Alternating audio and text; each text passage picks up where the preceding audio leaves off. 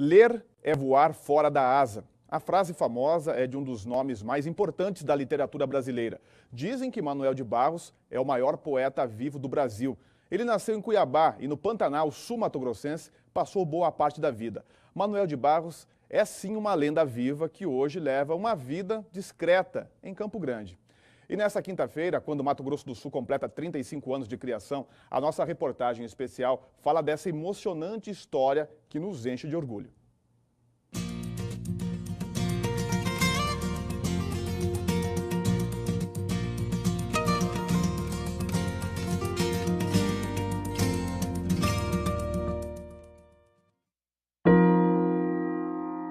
Natureza é uma força que inunda como desertos.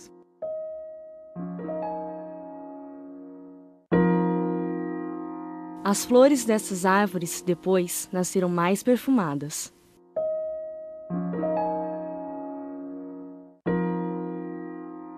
Um fim de mar colore os horizontes.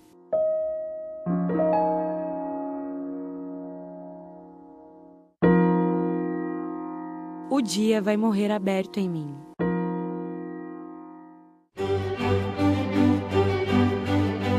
Para entender essa poesia, não precisa ter voz de locutor, não é preciso ser poeta nem ator. Basta sentir o mundo como toda gente simples e entender que há histórias tão verdadeiras que às vezes parece que são inventadas.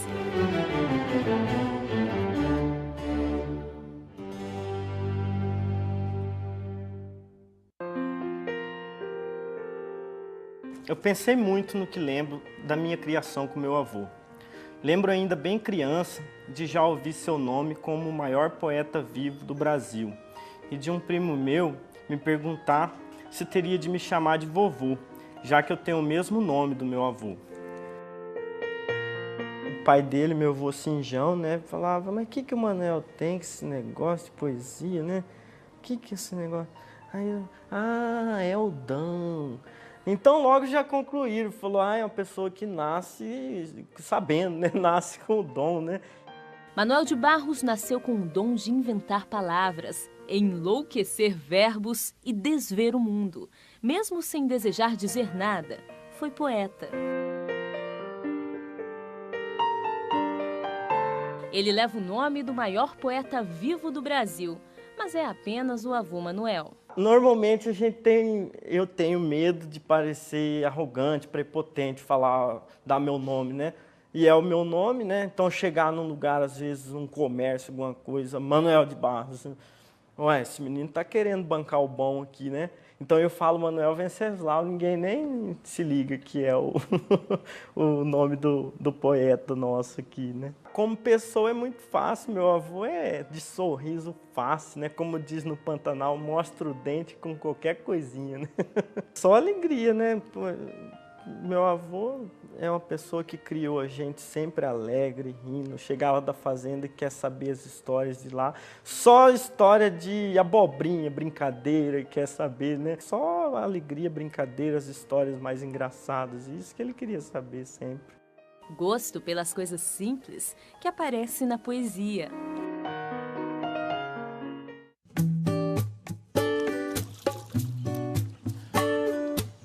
Tudo aquilo que não serve para coisa nenhuma e que você não pode vender no mercado tem muita importância para a poesia.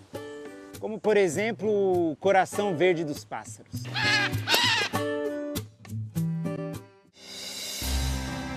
O escritor nasceu em Cuiabá, passou a infância desvendando os mistérios do Pantanal sul-mato-grossense. Ao longo da vida, Manoel correu o mundo.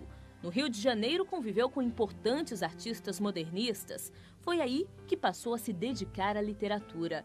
E, inventor como só ele, encontrou um jeito de fazer poesia só dele e ganhou o mundo. Sem dúvida nenhuma, o reconhecimento da literatura sul-mato-grossense começa pelo Manoel de Barros, né? Então, quando a gente fala em literatura brasileira e Mato Grosso do Sul, pensa-se em Manoel de Barros em primeira instância. Ele renovou a linguagem ou inovou a linguagem da literatura, né? da poesia brasileira. Então, o Manoel de Barros tem uma dicção poética que não existe outra igual. O O nome está na boca do povo. Poesia voar fora da asa. É um dos únicos poetas daqui que é conhecido nacionalmente. É um orgulho, né? Porque da nossa terra. Ele trata das coisas assim muito simples, de uma maneira sofisticada. Ter um nome como esse dá muita satisfação. Se a poesia se popularizou, a vida pessoal é discreta. Entrevistas gravadas são raras, como esta, concedida em 2008. O saber está na fonte, o saber está na infância. Você conhece o mundo através das primeiras percepções, quando você pega a primeira pedra, quando você cheira a primeira goiaba, né? Quando você ouve o primeiro canto de pássaro. Essas são as percepções quando você tem 2, 3, 4, 5 anos, até 7 anos. O conhecimento do mundo, pela criança, é muito mais positivo do que aqueles que vivem estudando ciências.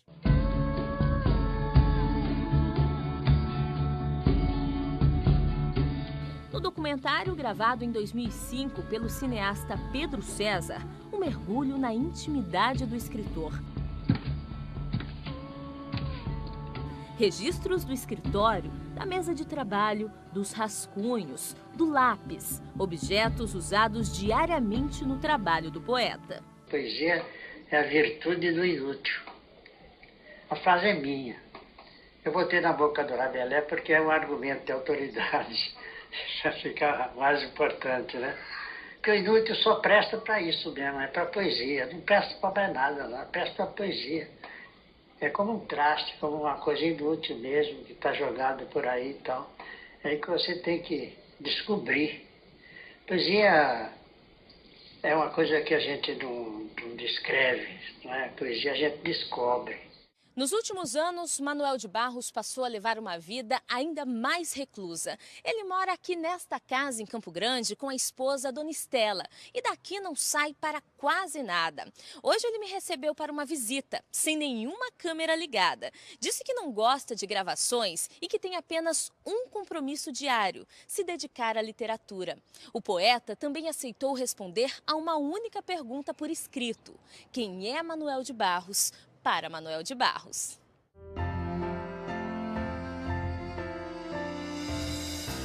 Recebemos um bilhete escrito à mão com a resposta: sou um cara que ama brincar com palavras. Eu me criei no mato, moda ave. O lugar onde me criei tinha só árvore, água e passarinhos. O lugar me inventou para fazer brinquedos. Comecei fazendo bola de laranjas e carros de latas de goiabada vazias. Depois me desenvolvi, comecei a fazer brinquedos com palavras, mas por não conhecer o nome das palavras, eu batizava elas a meu gosto. Sou hoje um cidadão, inventor da língua de brincar, e me comunico em livros na língua de brincar. Não há nisso metafísica. Poesia não é para compreender, mas para incorporar. Entender a parede, procure ser uma árvore. Na década de 80, a poesia vira inspiração para o cinema. Em cena, Ney Matogrosso, Almir Sater, Araci Balabanian, Rubens Corrêa, Tetê Espíndola. Sabia com trevas. O filme Caramujo Flor foi pensado a partir da poesia de Manuel de Barros, como definiu o diretor sul-mato-grossense Joel Pizzini nesta entrevista concedida no fim dos anos 80. As pessoas se aproximaram muito, se conheceram. Eu acho que o filme até está funcionando como um sintoma de movimento cultural, porque as pessoas estabeleceram uma identidade através da poesia do Manuel de Barros. Esse assovio vai para todas as pessoas pertencidas pelos antros. O Manuel de Barros possibilitou isso, as pessoas se identificaram muito com a poesia dele. Hoje, com quase 96 anos, Manuel continua escrevendo todos os dias. Não vai ser hoje que ele vai parar, né? Tenho certeza que vai continuar e persistir aí enquanto ele existir no mundo. E hoje a gente tem notícia de gente com 120 anos. E eu acho que quando ele tiver 120, já vai ter gente com 150. Então aí a coisa só tende a melhorar. A tendência é sempre melhorar, né?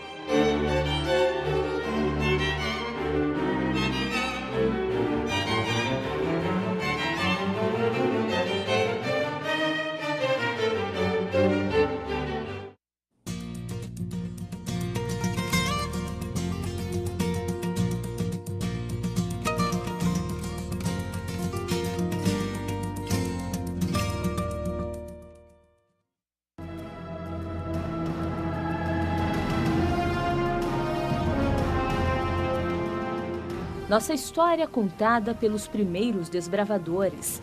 Registros de tempos de guerra, de povoação, de crescimento. É a voz da literatura que ajuda a formar a nossa memória. Era uma vez um povo que guardava nas folhas de papel as lembranças do homem sertanejo. Muito antes do reconhecimento nacional da poesia de Manuel de Barros, os escritores de Mato Grosso do Sul já buscavam a regionalidade. Gente que registrou o nosso passado e que abriu as portas para as novas gerações. 32 anos de vida, 2 livros publicados e um dos primeiros importantes nomes da literatura de Mato Grosso do Sul. O Lobivar é um poeta moderno, quer dizer, ele começa a escrever na década de 30, né? E embora fosse mato-grossense, então ele era um corumbaense que morava no Rio de Janeiro e publica os seus livros no Rio de Janeiro. Ele já falando assim de aspectos da cultura brasileira, né? E referenciando o local. Então um livro dele chama-se Areotorari, né? Que significa aquele que tem o poder da voz, a autoridade da voz, né? Então, e é uma palavra bororo. Eu sou corumbaense, né? A minha família é de lá. Todas as pessoas que, de alguma maneira, conseguiram algum destaque dentro da cidade, elas têm essa vontade de se conhecer, essa vontade de saber as informações e isso é passado de família para família. No caso do Lobivar, quem me abriu os olhos para ele foi o meu pai, né? É uma poesia como uma crônica mesmo, né? É o olhar dele, natural, singelo, sobre aquilo que está acontecendo, né?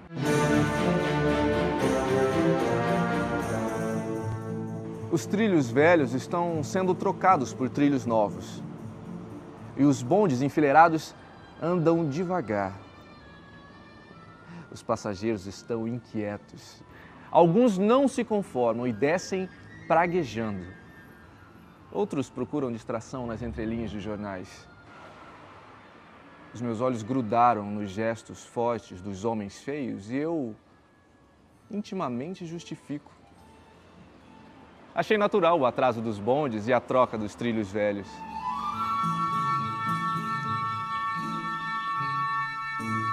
Do início do século XX para os primeiros anos do século XXI. Quero dormir na sombra de uma mangueira, sem sonhar. Apenas um descanso das cores e da superfície do mundo. Ali, onde um tronco tem largueza para grandes abraços de ar. Desconheço os castanheiros e seus cheiros temperados. Compreendo, porém, a força da árvore budista. Sei o que é ser acolhida nessa generosidade verde.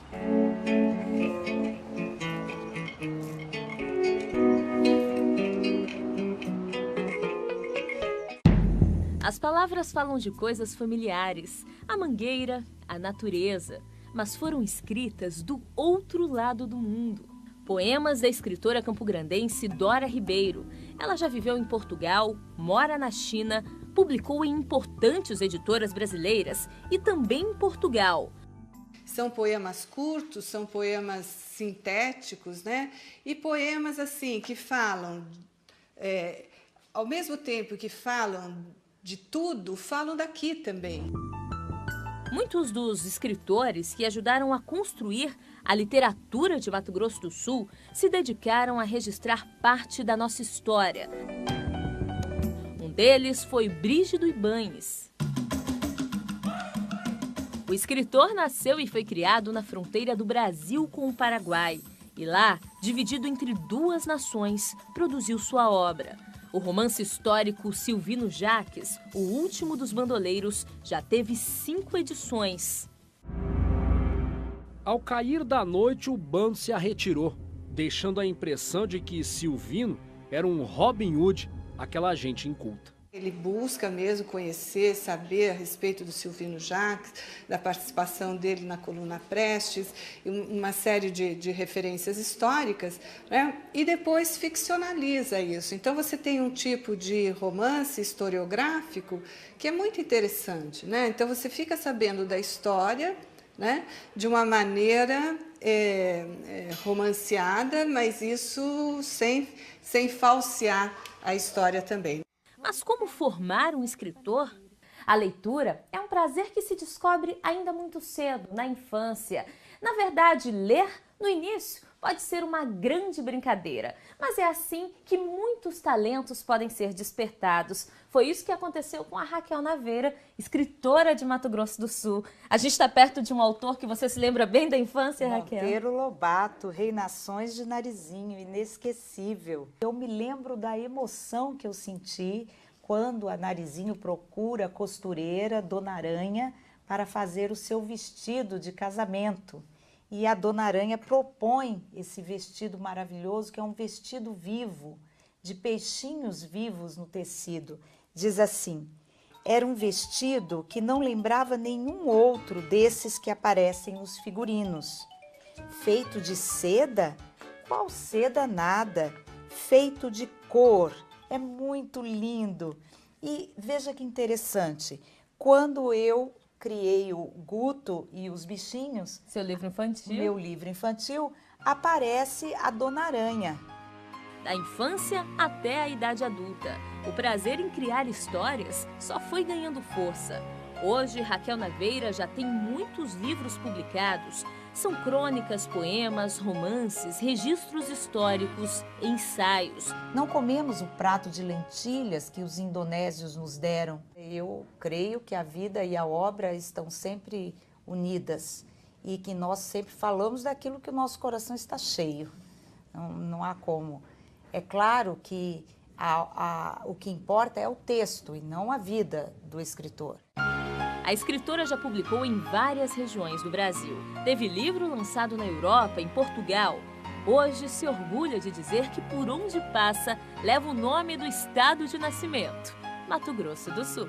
Onde eu vou, quando eu me apresento, eu digo: sou Raquel Naveira, de Campo Grande, Mato Grosso do Sul. É uma questão de caráter, de raízes, de amor à terra.